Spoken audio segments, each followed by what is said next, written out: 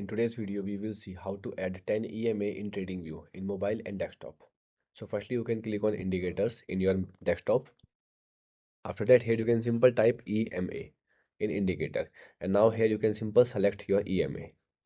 Once you set the EMA, you will see here it will appear in your top left corner. Now to add the 10 EMA, you can simple click on the setting icon. Once you hover on it, it will expand. Click on settings, go to input, and now here you can simple change the length to 10. Once you change the length and click on OK, you will find that your 10 EMA will be applied here. Okay, you will see if I hide it, you will see no line appear, enable, and the lines will be appear. Here is how you will easily add the 10 EMA in desktop. Now you will see in mobile.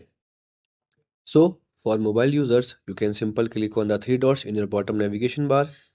Once you tap here, you can simple scroll up and then click on indicators. Once you tap on indicators, here you can simple find EMA by simple entering the name, and then once you select, you will get a message that it will added. Now here you can simple click on the EMA and now click on the setting icon, and then it will default set to 9.